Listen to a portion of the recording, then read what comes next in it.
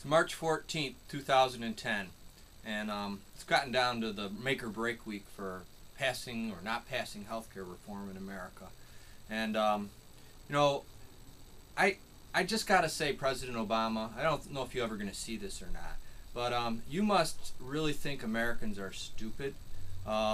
Because I mean, as far as I'm concerned, what you did last week in running out and you and Pelosi and Sebelius all of a sudden say there's no taxpayer funding for abortion, when we could find YouTube videos that say Sebelius says specifically how this Senate bill is going to do it. I think you must be thinking we're stupid.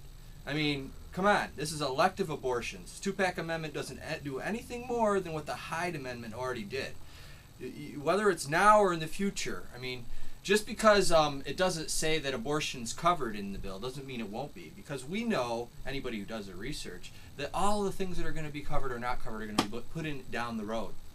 So if you're going to start off an entitlement like this and you want to leave that door open, as far as I'm concerned, I really hope that the congressmen vote their conscience and don't follow you in this instance, because I don't think you got a conscience, honestly. Someone who can actually vote in favor of leaving a baby that was supposed to be aborted, that was still alive when it was born, leave it on the table to die. That's what you did, Mr. President. Most of your followers don't even know how little of a conscience you have. Well, that was really what tipped the scales back in 2008. I mean, I'm a pro-life Democrat. I was willing to listen to what you had to say, but I mean, that goes to an extreme. An extreme that I don't think America really wants. And this change that you're saying that you're going to do, you're going to make for America, well, yeah, America wanted change, and they wanted integrity in politics and in government and all, but you sure as heck aren't bringing it in.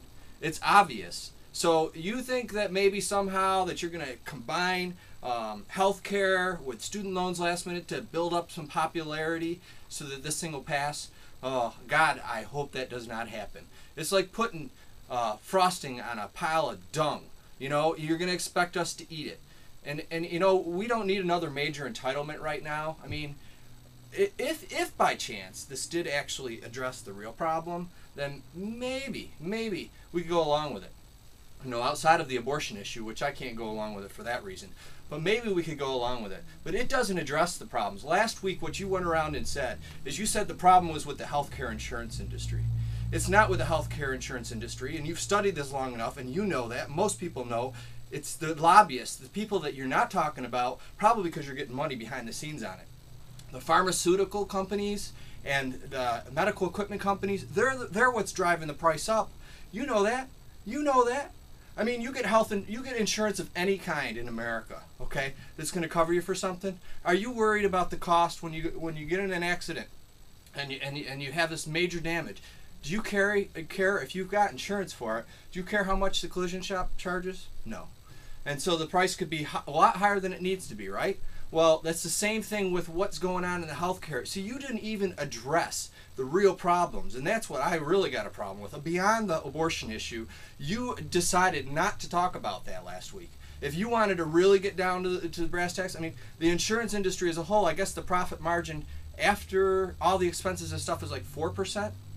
For insurance companies across the board, for health insurance companies. Look at the profit margin. There's more than one report. Anybody, I mean, the average person, me, I'm not even, this isn't my full-time thing, but I know, it seems like I know more about this stuff than you do, or else you're lying to America. That's your choice. All I'm saying is, I'm not happy. American people aren't happy. And just as what you're doing right now, if this health care bill goes through, this is my prediction. It'll tear apart this nation, just like the over 3,000 babies that get torn apart in their mother's womb every day. That's what's going to happen to this country. If you pass this as is, the way it is right now, this is the wrong kind of healthcare reform for America. We all wanted it. We were all, I mean, even people that didn't vote for you were hoping that maybe we were wrong about you. Maybe you'd come about, you turn around and you change. No, your agenda and your ideology is showing clear. You're not a Democrat. That might be the label that you got under. You're a socialist Marxist. I'm not taking this from Glenn Beck. I went to college for this. I understand Marx. I understand the books you read. I understand this. And then black liberation theology. I'm also a Christian. You know what? God don't care about race. He don't care about skin color. And when it comes down to whether or not, if it fulfills what the black agenda is in America, then it's our God, and if not, then it's not. Jesus isn't. I'm sorry, but Jesus is God or he's not. It has nothing to do with skin color. So black liberation theology is, unfortunately, it's being what's followed by many people. Well, anyway, to end it there, all I'm saying is that I hope that this message gets out to just a few people, enough perhaps, that maybe, that one vote or two votes that are necessary to defeat this health care bill. But also, I don't want this to end here. I want real health care reform. I want that pharmaceutical companies and the biotech companies and the medical equipment companies to be kept under regulation. That will keep the costs down and allow the insurance companies to provide insurance affordably to all of America, and allow for coverage of pre-existing conditions, and allow for a whole bunch of things. Let's not be dumb about this. You know, regulation of a football game is a good thing. You got to have rules. You got to have the officials. So I believe in that. I'm a pro-life Democrat. I believe in the government regulating to some extent. But I don't want the officials to take over the game and decide who's going to win and who's not. So there's a difference there.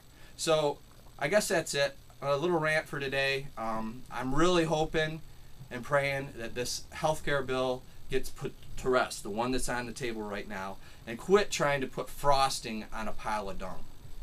And that's it. Have a blessed day. In Jesus' name I pray.